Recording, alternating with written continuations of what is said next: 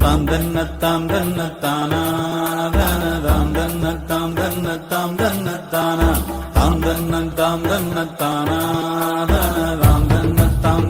தாம் தன்ன தானா.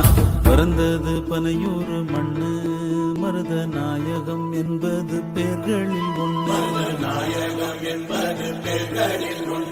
வளர்ந்தது பகையோட நின்று இங்கு தொடங்குது சரித்திரம் ஒன்று.